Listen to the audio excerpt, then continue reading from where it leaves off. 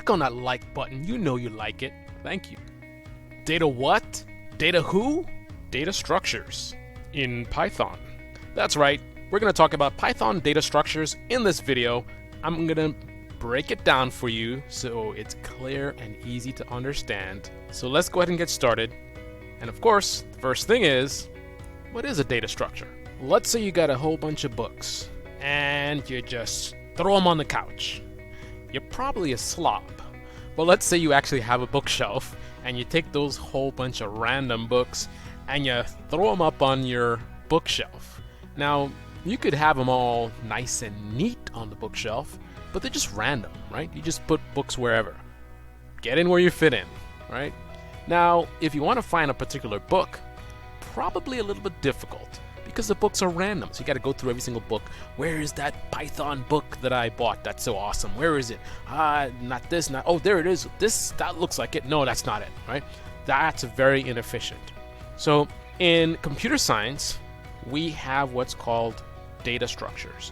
Data structures are methods of organizing data. So for example, with my bookshelf analogy, we have something called alphabetical. So alphabetical would be a method or a let's say a physical data structure, right? We're not talking about computer science, we're talking about actual physical objects. So a physical sort of data structure would be alphabetical. I could have the books organized in alphabetical order. So if I want to find a Python book, I go straight to the P's, there it is. I could also organize the books by topic, right? So all of the programming books are in this section, so I go straight to that section and I can find it.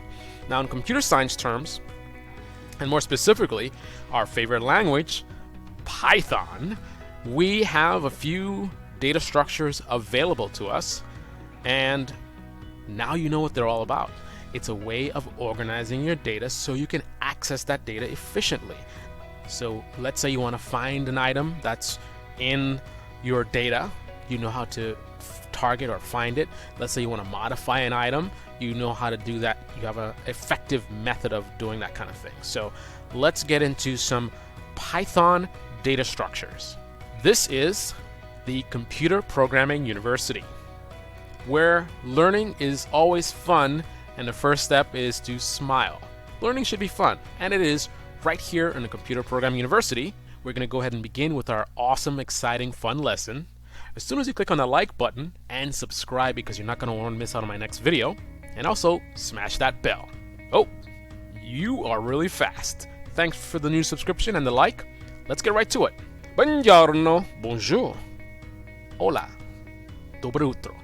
All right, so in Python, you have a few data structures. You have lists, you have tuples, you have sets, and you have dictionary. Again, you have lists, tuples, sets, and dictionary. These are the main data structures available to you in Python.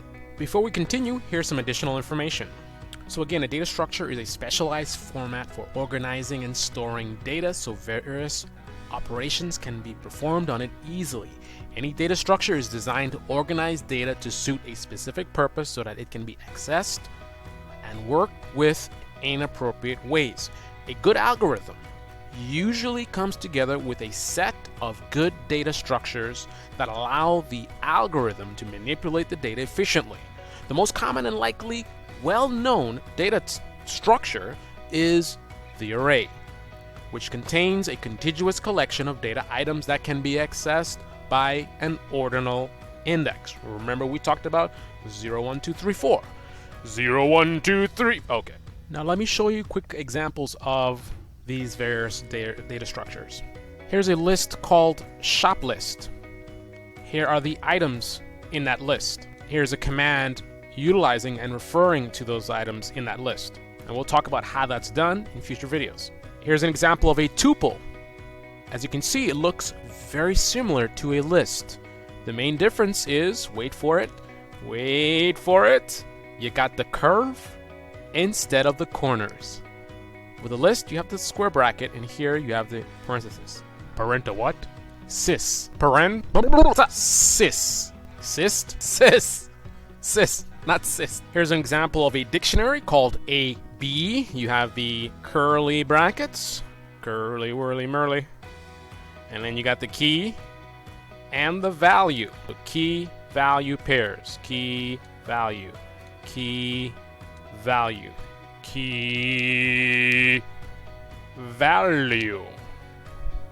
And then here we have an example of a set.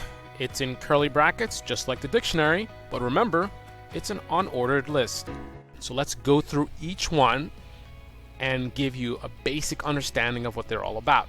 So the first one is lists. Lists are really cool and flexible. Now, to give you an analogy, we're going to be talking about cars because guess what? I love cars. So with a list, imagine that you're dealing with a rental car. So you have a lot of flexibility. Today, I went and I rented a Honda Accord. I drove it 5 feet and I said, this car is horrible. I want something better. I turned around, went back to the rental agency. I said, give me a BMW M3, upgrade this car. They upgraded me on the spot. I drove that for a few days. I found it to be very unreliable, a gas guzzler. So I called them up. I said, can you give me something else? I went back. They gave me a Mercedes-Benz. So I'm in 3 cars already in just under a week. A lot of flexibility, right? You can rent different cars. You can change them. You can rent them for different periods of time. A lot of flexibility, just like a list. So lists give you a lot of flexibility, but that comes at a price. So in terms of resources, lists are going to give you a little bit of a performance hit. So if you're doing something that's latency sensitive, so you're doing something like, for example, you're processing a tremendous amount of data. Maybe you're doing something like advanced gaming, or you're in the trading world like I am, and you're dealing with high-speed trading. A list may not be the data structure you want to use because it's not the most efficient. Because again, all of that flexibility comes at a price. But the lists are very, very flexible. You can add items to it, you can subtract items, you can modify items. The actual methods that you can apply to lists are things like append, extend, insert, remove, pop, clear, index, count, sort, reverse, and copy. So that is basically the lists. And the way that you specify lists are with the square brackets. Now, if you're familiar with shell scripting, you will know the concept of regular expressions, and you'll probably be familiar with the idea of having bracket indicate a range. A key distinction between lists and tuples are the fact that lists have the flexibility, and I know you know where this is headed. Lists have flexibility versus tuples. Say it. I know you know where I'm headed with this. Tuples. Do tuples have flexibility like lists do? They do not. So tuples are more efficient in terms of resources available. So it's if you want something that will take up less resources, tuples versus lists, you probably want to go with tuples. So tuples are in the parentheses as opposed to the square brackets that you have with lists. The way that you define a list and a tuple, it's pretty much the same thing. You're just going to contain your values between the parentheses versus with the list, you're going to contain your values in the square brackets. So again, lists have the flexibility of change. Tuples set in stone, kind of like your social security number versus your physical address. Physical addresses change, you move around. Your social security number stays the same. What a guan? What a guan? You have immutable and you have mutable. That's the one thing that he didn't tell you about. A tuple is immutable. Tuple is immutable. It can't change. It's set in stone. And then you have a list that is mutable. The list can change and the tuple cannot, because the tuple is immutable. The tuple is immutable. It's set in stone and it cannot change. Yes, this disguise consists of me wearing a blue hat and the same shirt I had on before, just a different accent. You have a problem with that? Then we have sets. So sets are basically unordered lists. Again, the way you define them is very, very similar.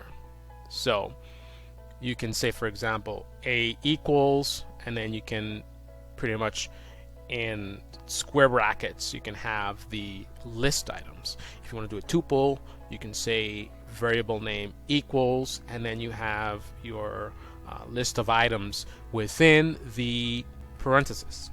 And then for a set, I know you know how this goes, a set is basically set the same way, no pun intended. Basically, you have a variable equals, and then you have the I don't know how to do a curly bracket, curly brackets, right? And then you can have your list of items in between the curly brackets, right? So you define them the same way. What you can do with them varies. Again, list flexibility, tuples no flexibility. Sets, you do have flexibility, but you don't have indexing. So with both tuples and lists, I can point to items in that list based on a numbered sort of system, which is sort of inherited rather. So the index always starts at 0. So the first item in a list is 0. The first item in a tuple is 0. The first item in a set is, do you know what the answer to that question is? What's the number for the index position for the first item in a set? Well, if you were paying attention and not tweeting on your phone, then you would know that there is no number because, as I stated, sets have no numbers. There is no indexing with sets. It's an unordered list. And the way that you would access an item in the list in a tuple is by pointing to or referencing the number in that index, right? So 0, 1, 2, 3, 4, 5. That's how the numbers would be. So if I wanted to reference the second item in a list or a tuple, I would reference index position 1 or index 1. If I wanted to reference the car in my list of various objects, my set rather of various objects, the way that I would refer to that car is I would basically issue a command that says basically show me car in this set. If there is no car, it'll let me know there's no car. If there is a car, it'll say basically true, or indicate to me that there is a car in the set. Now, if I wanted it to show the car, then I could pretty much issue a command not based on number or index position, but based on the name. So I say basically, is there a car in this set? And if there is a car in this set, display the car. And that's how you could actually show an item in the list if it's there, right? That's how you would refer to things in a set. Now, the final one, and the most exciting one, especially for someone like myself who is all about the fix protocol, if you guys watch my other channel, so you know it's all about tag equals value. So tag 35 is message type, D references an order. So if I see 35 equals D, I know that's an order. Tag value, right? Now with a dictionary in Python, it's referred to as key value pairs. So that is the form of the data structure, or how the data is organized. So for example, I could have a dictionary of car brands and model. So for example, key Toyota, value Camry, key Toyota, value Corolla, key Lamborghini, value Murcielago. And this pairing of a key and value allows you a really, really powerful method of storing complex data, because you are storing two different components of a single item. The Camry is part of the car, right? The car is a Camry, so that's two characteristics. You have a vehicle type and you have a specific model. And there's ways that you can actually store dictionaries within dictionaries. So we could have a dictionary which has sports cars, so we can refer to the sports car dictionary, and within the sports car dictionary we can refer to the Lamborghini, and then it'll show us the model of that Lamborghini. And then we can also have at the top level, we can have boats. So we can have, for example, we can refer to the boat dictionary, and we can say in the boat dictionary, can you show me the maestro, and so on and so forth. And those are the fundamental data structures in Python. And thanks to me, first of all, you know what a data structure is? Basically, the way you organize your data so you can effectively work with it, refer to items in your structure, modify items where it's allowed, and of course you also know that there's a place where you cannot modify the data. You can refer to it very easily using a certain structure, but you cannot modify it. Which data structure is that I'm referring to that's set in stone? Is it set dictionary? Is it lists? Or is it, well, because you were actually paying attention, because this video was so awesome and you had a great time learning, I know you got the answer correct. Answer is tuple, set in stone. List you can change, you cannot. Set unordered, dictionary, key, value, pairs. There you have it. Those are the data structures in Python. You're watching the Computer Programming University, and as always, have fun while learning right here on this channel. I appreciate the likes, the support, and the comments, and everybody smashing that bell. Thanks for watching. Have a great day, and until the next episode, keep on learning. Ciao. Arrivederci. Do svidania. You are now a data structure expert. All thanks to this amazing video and channel.